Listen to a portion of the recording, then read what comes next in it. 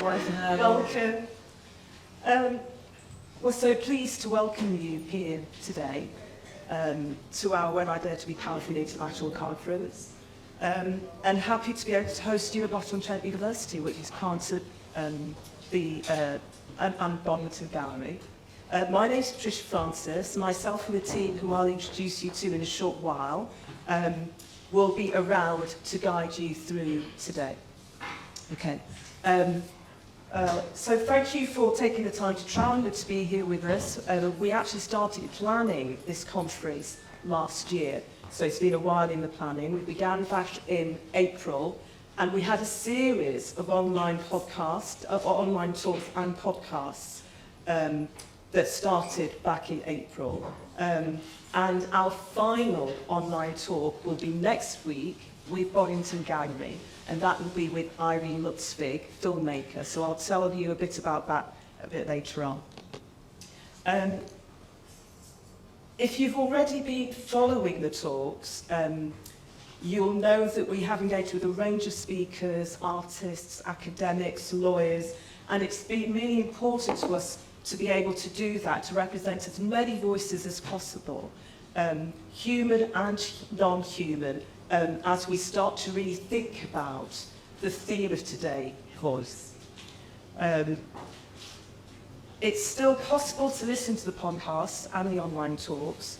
You can get the link via Bonington YouTube channel and also via our channel and our website. The information is actually on the back of the program now, so please do keep your program. Many of these things are on today.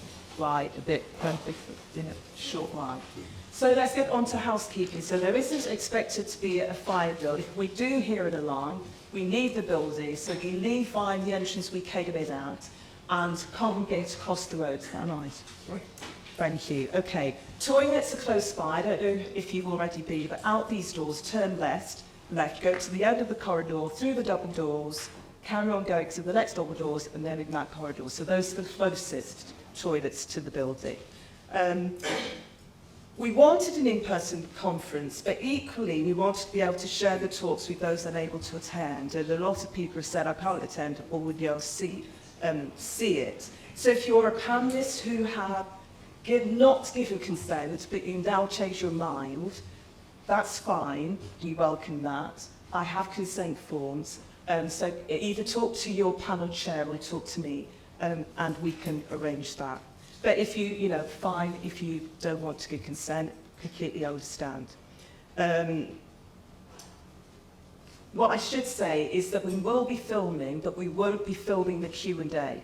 So if you're taking part in the Q&A, that's fine. You won't be on the film for that. Okay. What else do I need? The conference takes place in this room, which is the lecture theatre, and in the Bonington Gallery, which is the space that you passed as you came through here. Okay, so yeah, it'll be in here. So the keynote speakers will be in here, and check your panels. They'll either be in here or in the Bonington space, which is near the welcome desk. Lunch will be served in the atrium, and which is where you are all sitting for your for refreshments. We have a packed day of talks.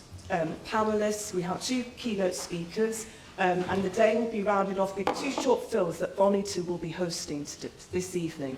So after the conference, if you stay around, there'll be 2 short films. I think they last about an hour. I know it'll be a long day, but I think it'll be worth staying for the films if you're able to as well. So to give you some context to today's theme, so I'm a postgraduate researcher here at Nottingham University, which is part of Midland's 3 Cities, for me, Midland's 3 Cities doctoral training programme. And my research explores activism through the medium of documentary film. I'm focusing on 2 groups of women, the Nottinghamshire women involved in the 2016 Black Lives Matter shutdown. So that was before the 2020 Black Lives Matter movement that we all know about, linked to George Floyd. And also I'm focusing on the women involved in the miners' strike, the 1984 miners' strike. It's practice-based, and I'm using audio and visual in documentary form to challenge dominant filmmaking forms and to give voice volume to the women who we not really heard from. And so I'm using film and filmmaking in a different way to sort of give a platform to their voices. So giving unheard voices primacy is really important to me and is reflected in my filmmaking as I endeavour to facilitate a means of enabling marginalised and oppressed voices to be heard. And is the reason why I wanted to organise the conference, this international conference today. And it is an international conference. We've got people here from the States, from Ireland, from Scotland, from Palestine. So it is truly international.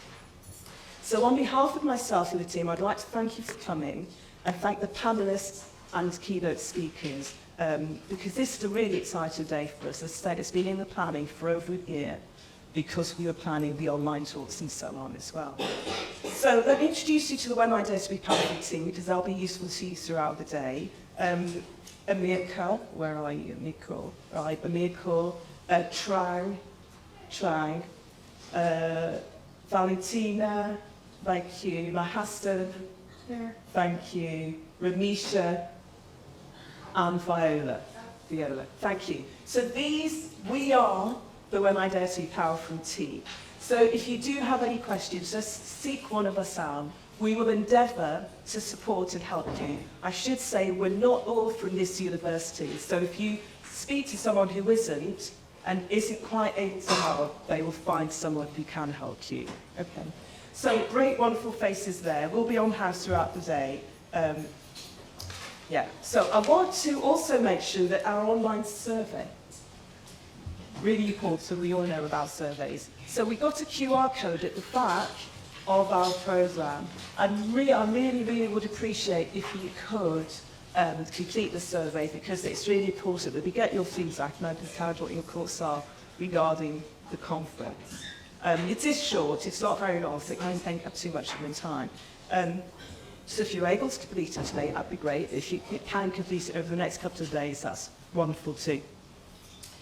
Also, I don't know how many of you are involved in social media, tweeting, all of that, but it would be really nice to get to present in social media about today's conference. So if you feel that you're able to do a bit of tweeting or on Instagram, and that would be lovely. So thank you, all positive. Do you have a specific hashtag you want you? We don't have a hashtag, so so thank you. Yeah, it's WITBP, Thank you. Are you going to be our lead hashtag? I'll make a hashtag or two. I've put down WIDTPBP. Does that count as well? What have you put? WIDTPBP. Powerful. Yeah, 2023. Yeah, I just wrote down WIDTPP. We'll need the 2023 at the end. Thank you. Okay, so let's start today. So my question is, what does voice mean to you? Have you considered where your voice sits within the socio-political, geopolitical, patriarchal, colonial and capitalist system we operate and exist in? Do you feel you have a voice? Do you feel that your voice is heard? So to quote Audre Lorde, what are the words you do not have? What do you need to say? What are the timities you swallow day by day and attempt to make your own until you will sicken and die from them still in silence?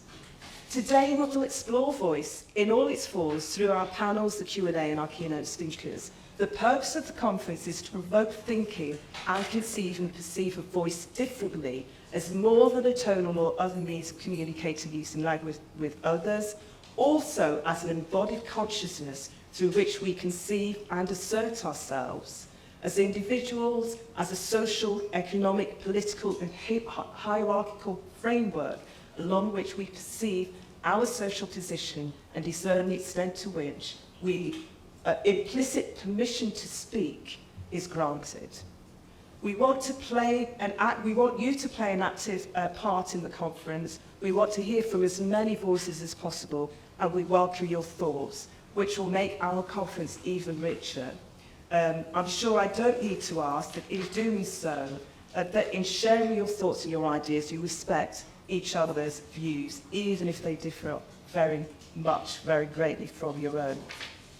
So today, 3 years after the killing of George Floyd, 2 years after the murders of sisters Bieber Henry and Nicole Smallman in London, 3 years after 15-year-old child Q was strip-searched by the Metropolitan Police, 7 years after Brexit referendum, and 3 years after Brexit and the rise in racially motivated hate crimes, 5 years after the Windrush scandal, 5 years after Boris Johnson insulted women wearing burqas, and a year after Patricia Patel's nationality borders bill.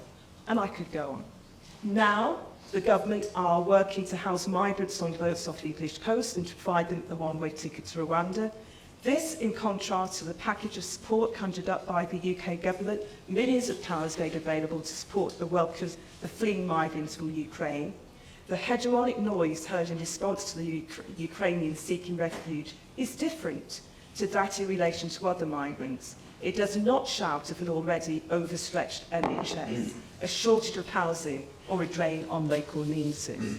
Of course, it is important and right that we support those seeking refuge and safety, but surely there should be equity. We should all be treated fairly, but we are not. When I reflect on all of this, I realise that I have never felt more conscious of being black, of being racialised, of being marginalised, of existing in a socio-political space that endeavours to find ways to undermine my existence as a black person and as a woman. I have never felt more vulnerable and have never felt such a tremendous need to ensure that mine and other voices are heard. Audre Lorde said the master's tools will never dismantle the master's house. They may allow us temporarily to beat him at his own game. So what are the alternative ways of being heard and having agency amongst the maelstrom of patriarchal, hegemonic, capitalist and colonial commotion? In our keynote talk this afternoon, Professor Wahab Abdelhadi will be discussing anger, justice, difference and struggle, and will critically analyse why the master's tools will never destroy the master's house. Similarly, in thinking about voice and conceiving of ways of being heard, is there an alternative audio system that we can employ in order to ensure marginalised voices are given volume and agency? And how do we aspire to achieve a global community where women's bodies are not controlled by enduring patriarchal forces that claim sovereignty over them?